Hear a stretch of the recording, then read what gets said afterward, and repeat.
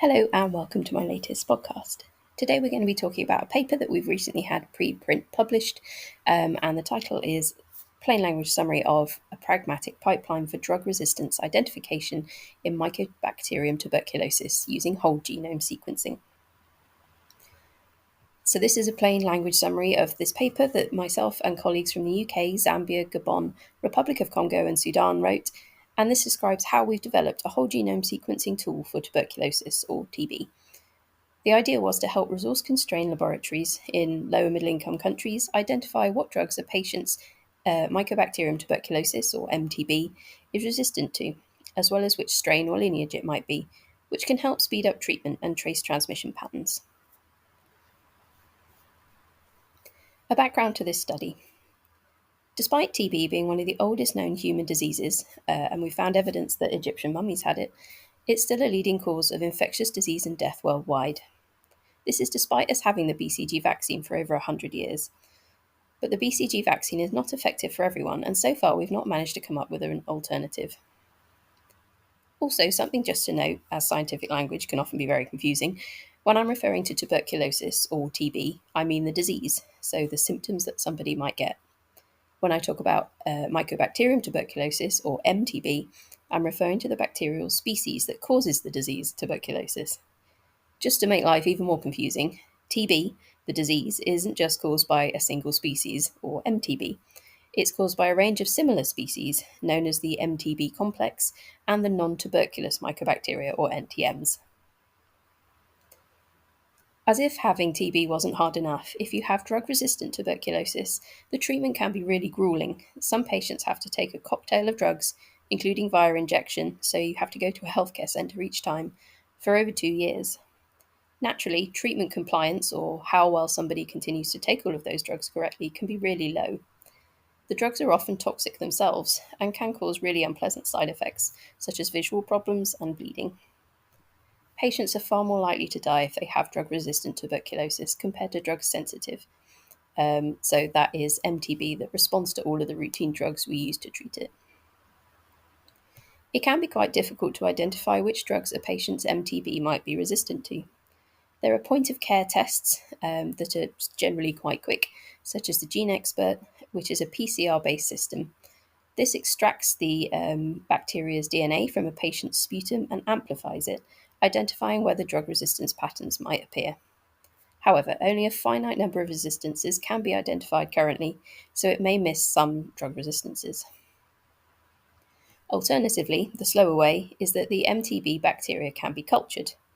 This requires special safety laboratories that can be expensive to run, and so not all laboratories, or even some countries, have them. If you're curious about how we deal with deadly organisms such as Lassa fever and Ebola in the lab, you can read the WHO's Laboratory Biosafety Manual. Culturing in the presence of different drugs means that any or all of drugs can be tested, but it can take weeks or even months for the bacteria to grow, and testing every drug can get very expensive.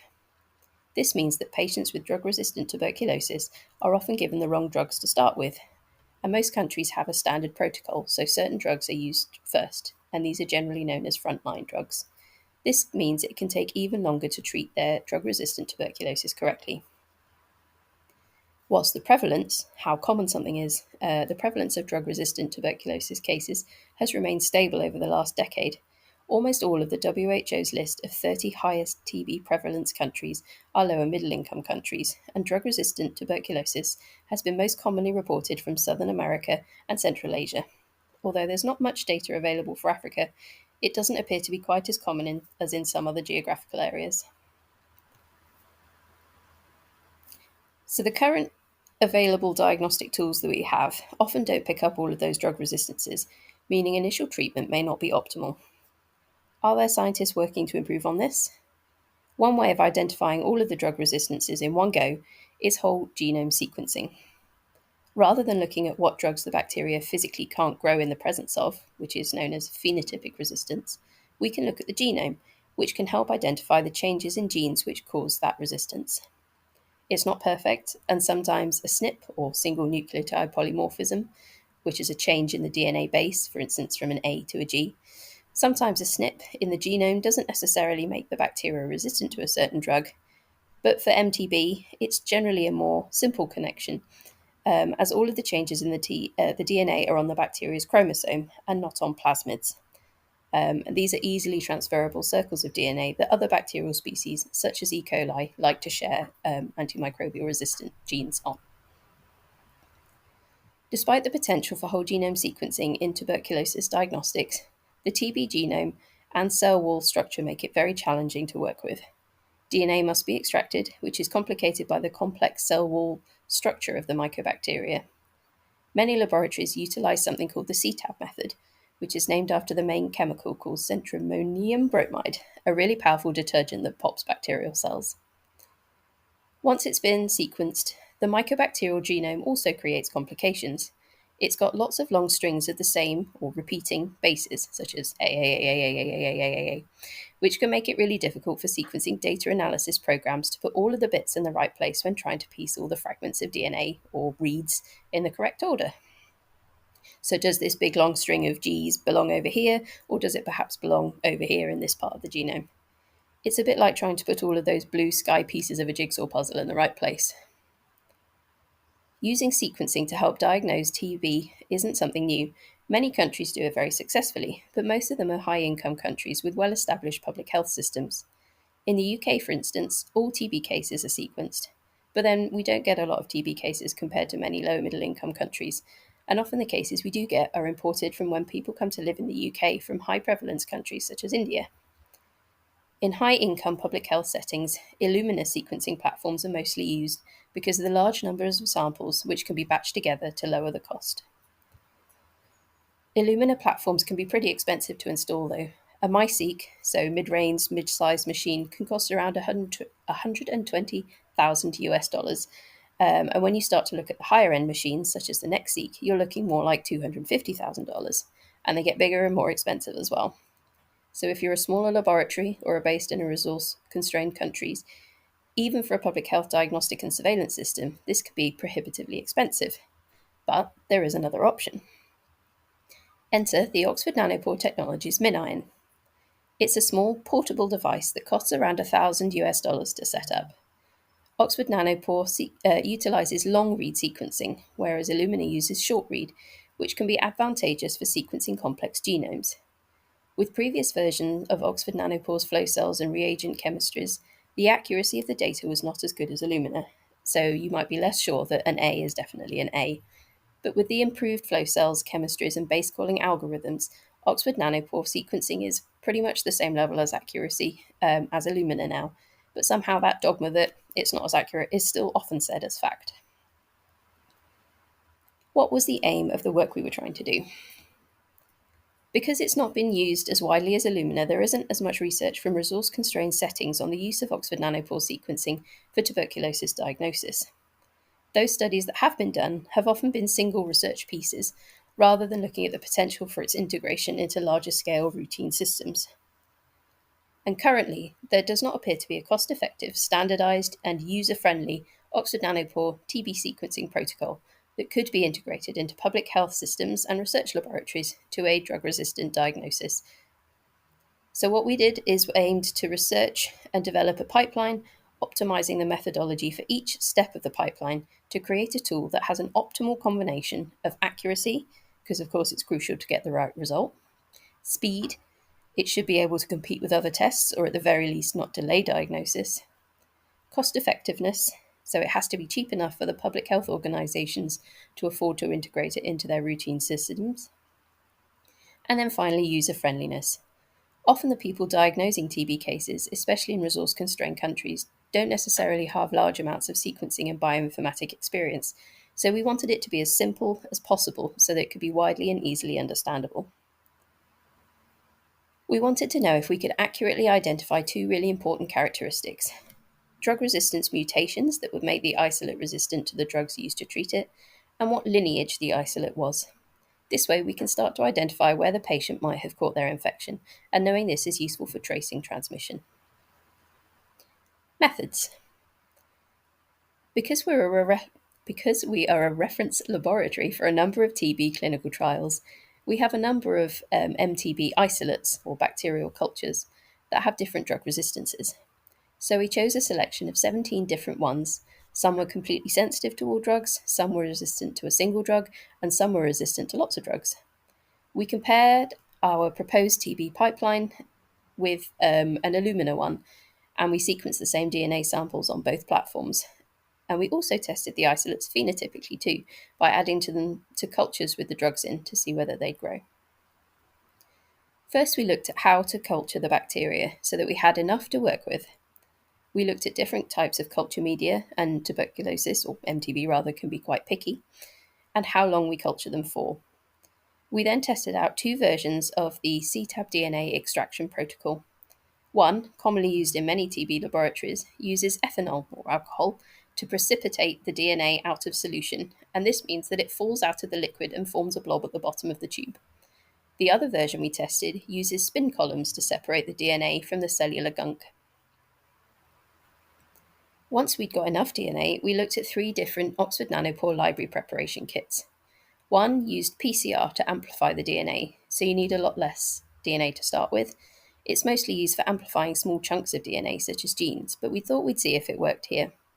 The other two kits were native, so no PCR was needed. We just sequenced the original DNA, one an older version and one a newer version of the kit. These needed more DNA input, but it sequenced the DNA as it was, and so should provide better genome coverage, which is vital to not miss out any mutations. Finally, once we'd sequenced that DNA, we tested out different base calling algorithms.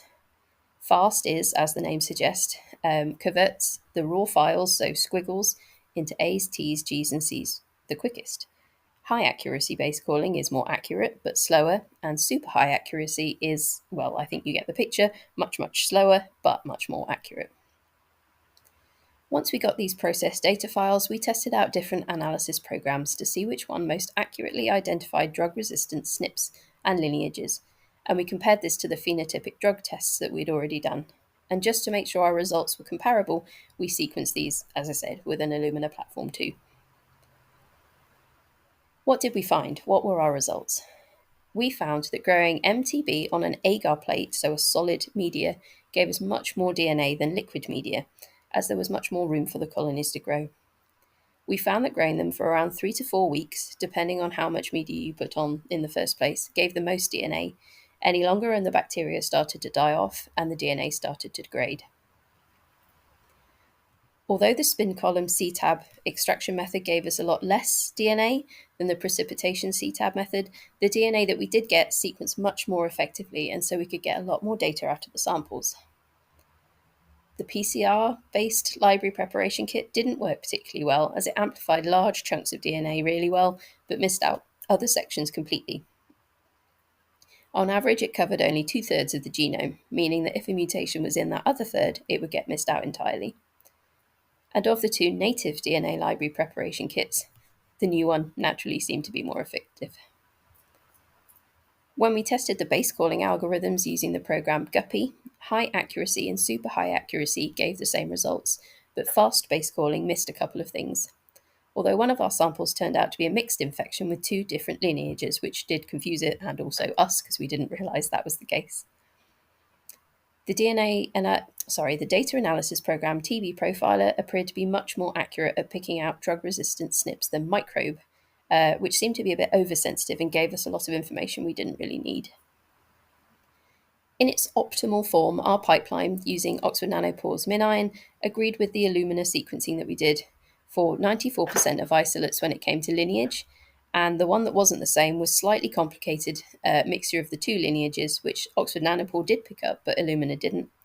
And when it came to drug resistance, our Oxford Nanopore results were identical to Illumina, so 100% concordance. When we compared the Oxford Nanopore genetic data with the phenotypic drug susceptibility test results, it was much lower, at 12 out of 17 or 71% of isolates that agreed. But this is because it can be fairly complex relationships between genomic and phenotypic resistance. And all of the isolates that didn't match were specifically for three different drugs: streptomycin, ethambutol, and pyrazinamide, each of which are known to have very complicated resistance mechanisms, and often in more than one gene, which can make it complicated for genomic resistance databases to pick up accurately. The cost per sample we managed to get down to less than $130, which may sound expensive, but is about the same as culturing and phenotypic drug sensitivity testing. And the time from starting the initial culture to diagnosis is around 4 weeks. And this is shorter than phenotypic drug sensitivity testing, although obviously still seems quite long. In TB terms, this is relatively good. So, what did we find? What was our conclusions, our discussion? We set out to see whether we could create a sequencing tool that was cheap enough, quick enough, and easy enough to use for public health systems to integrate it into their routine testing. Whilst we believe that we've achieved that, we now need to try and put it into practice, and our next test is to get some pilot data and see how it works in the real world. This is likely to happen first in Zambia, as we have good links with the Zambia National Public Health Institute. If you're interested in learning about this pipeline, have a read through the original paper, and the link is at the top of the blog. And I've also put a lot of information on our Pandora IDNet Global Health Network hub page. And as part of publication of this paper, we've published the full manual as well as all the raw sequencing data. You're more than welcome to contact us if you have any questions, and I'd be happy to help.